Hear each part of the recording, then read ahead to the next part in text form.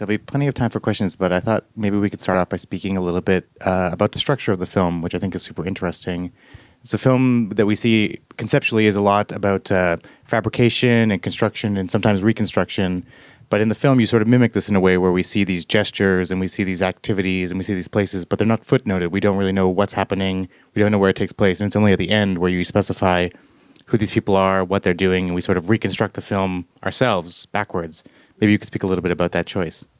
I think the kind of main answer to that is kind of this universality of conservation, and by portraying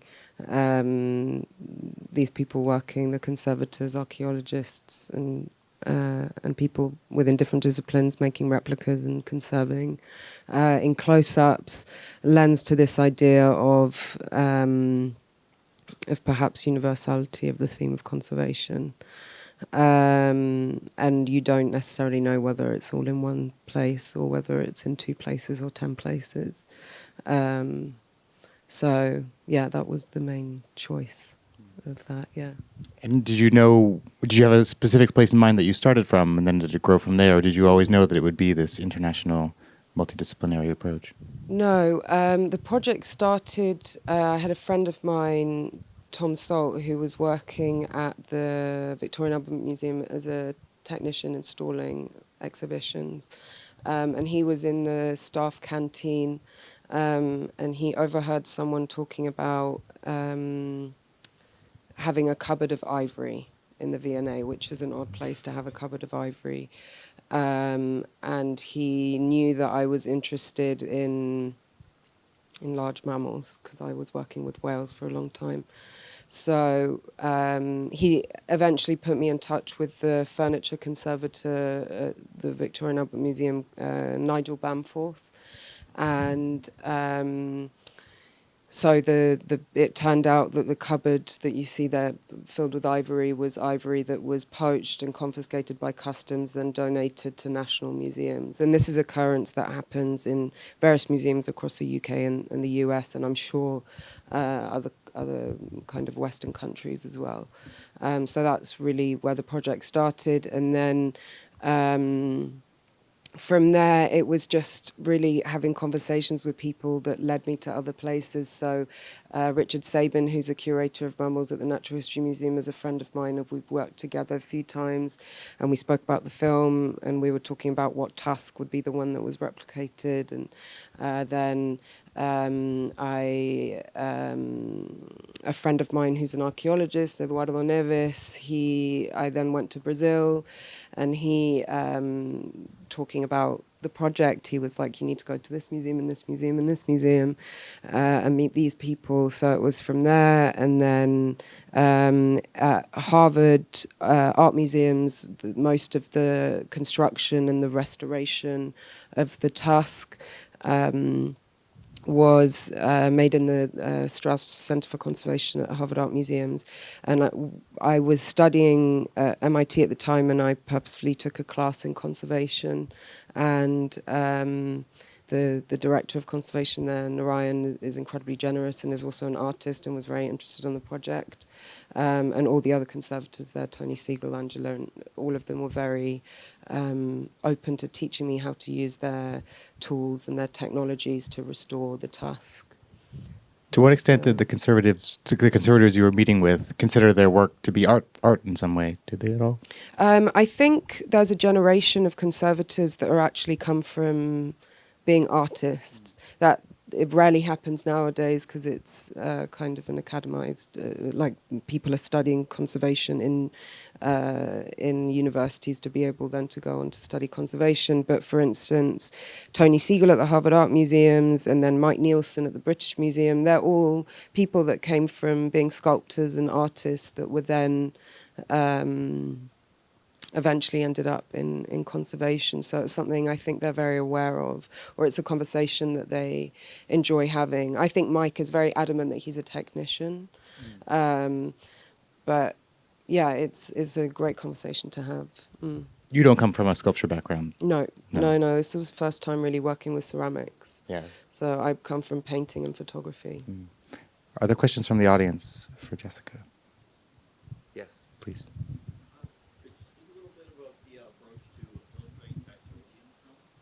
Questions about the approach to illustrating tactility in the film. I think so. I think a big interest of mine with this project is access, and especially in national and public museums, that access that public has to artifacts and specimens and whatever's on show. At most of these museums, it's 99% of the collection that is accessible in the way of exhibition. The rest of it is in storage space that can be accessed through special request. But this idea, I think, of lack of access and has something to do with this idea of seeing an incredibly tactile image on screen but not having the access to touching it as well.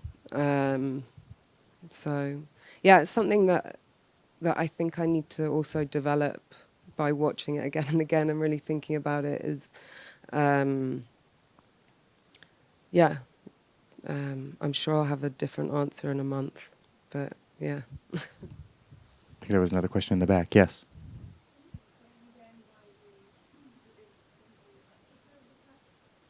Yes, so the seed is called tagua nut or jarina seed, which is a seed that's found in a palm tree in the Amazon.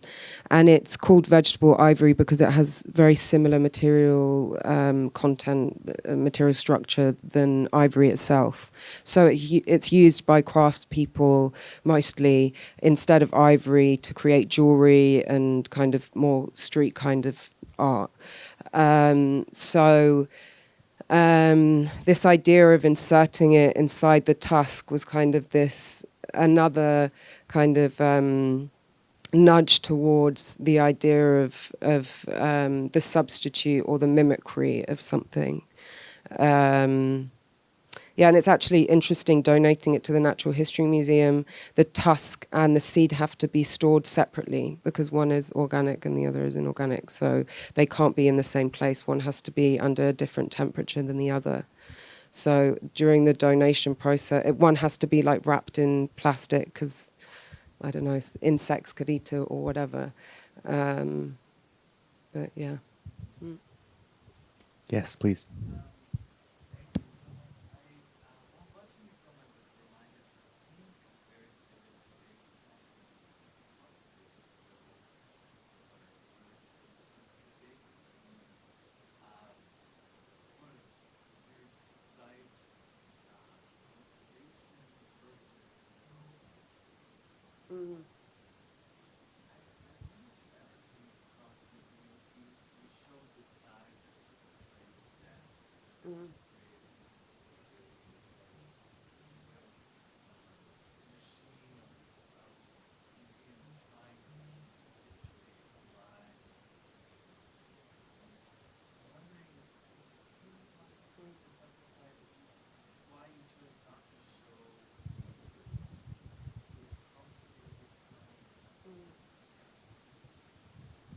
Questions about concepts of controlled decay that are taking place in the world of conservation.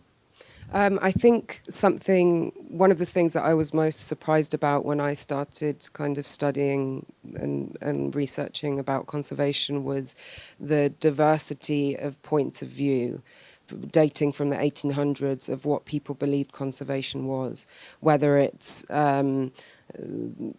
restoring something back to its original form or keeping it in fragments.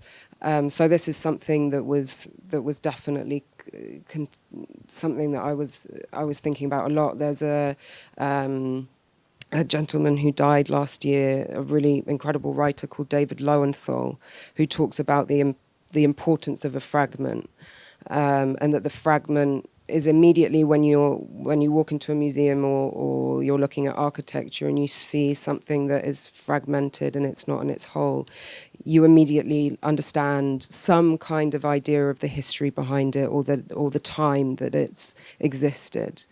And then there's experimental preservation, which is, I imagine, something that you might be referring to.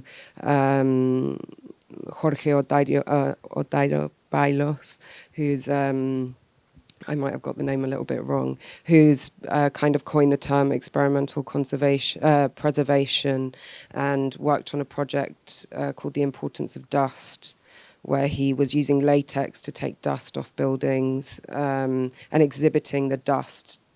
And I think, it's. I think it's part of the film. It's interesting, this kind of fight against death is constantly there, and perhaps even in the fragments themselves is a part of that fight against death. I don't see it is still part of conservation and preservation. It's just a different type of that. Thanks for that question. Another question in the back. Controlled decay. Did I say that? It was, okay. okay.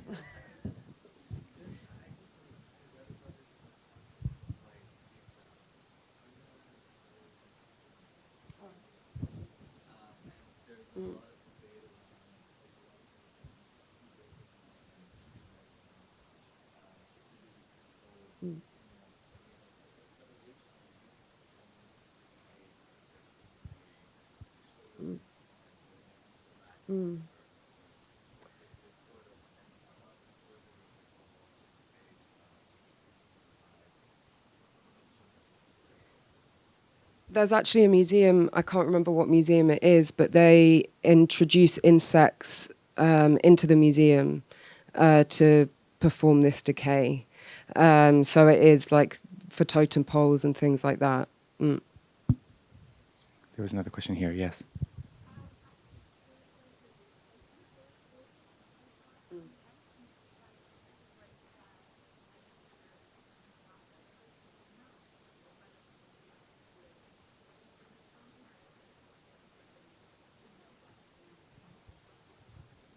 Questions about the use of Foley, and you could speak about the sound more generally. It's super, super refined. The way that I work is not on this project particularly. Not much was planned, so it was how things fell into place when I was working, and the Foley became incredibly important when I was editing and started thinking about the actions of what these people are doing, and the closeness of the image, and I kind of equate that with the closeness of the sound of the Foley. So, and it's obviously also like another me replicating the sounds that they were making. Was there another part to the question? Okay. But we do hear some natural sounds at some point, which is, I think, is really. I mean, that was not part of the question, but I would love to hear you speak about it. That's why I was. So kind of within that space where the Foley is, there's sounds of animals and flora, fauna, manipulated sounds, which also came a little bit later. But it was kind of, I was always trying to kind of encourage the thought when viewing of where these materials come from, like particularly the ivory. Kind of, you're watching the box being restored and perhaps thinking about, oh, where did this box come from? What's the history of the box? But then, where did this ivory come from? And where was the elephant? Like, how was the elephant killed? And all of that. So, hopefully, what the kind of natural sounds on top of the natural history, or the nature sounds on top of these images, creates a kind of link back to those spaces. As they intrude in the hermetic lab space, it's quite evocative. I really like it a lot. There's another question here.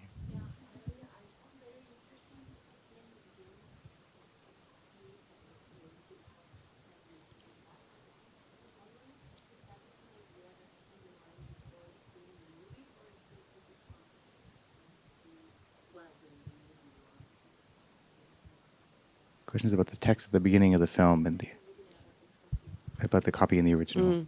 So the text at the beginning is inspired by the lecture at the beginning of Abbas Kiarostami's certified copy.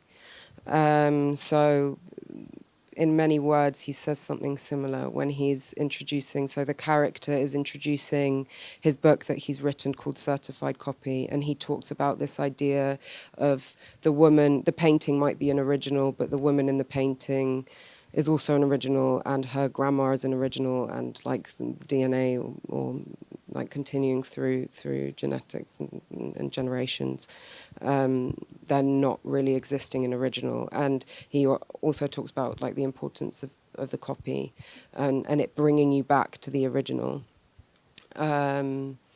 So that was very much something that came up during the making as well. The project is the film, the sculpture, and a book. So while I was making and editing, I was writing a book that is a lot more detailed, kind of using it's in 10 chapters, and each chapter is a different part of the process of making the tusk.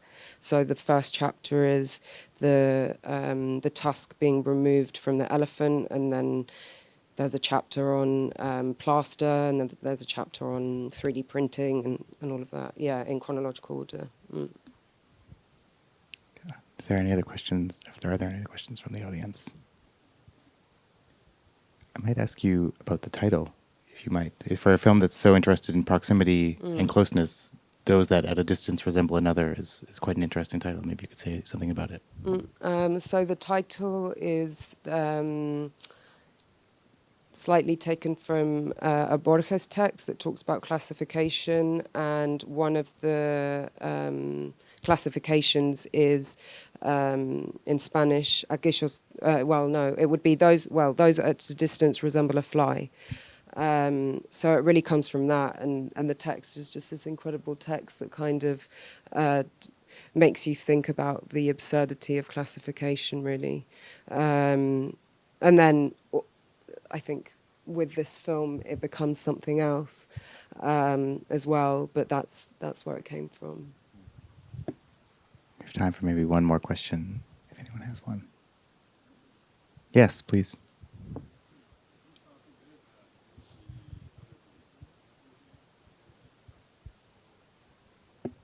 Questions about the voices that we hear in the film. So you're hearing the voices when I'm working on the tusk, and there were 3 of us working in this space. It was myself, a ceramicist, Joel Seidner, and a cinematographer who's also an incredible filmmaker, Luis Sarnias. And I'd sometimes hire another friend of mine or a sound recordist, a friend of a friend or whatever, to record sound, but normally it would just be the 3 of us, and I'd put like a boom on a tripod and just leave it there, and we'd be working 10 hours, because it's such a large object. We made various tests before we came to the final object. It was just very, very time consuming. And it was just conversations we were having and music we were listening to at the time. Sometimes before we'd start, I'd say, let's talk about this, or let's talk about that. I'd give like a few. And Luis is just so incredible at storytelling that he'd just be able to come up with anything and everything that that would just make the film better than it would have been without him. So that he's the one that's speaking at the beginning about Maximiliano and the tree, and then near the end about Eva, his daughter, and the elephants and the ballerinas. Yeah.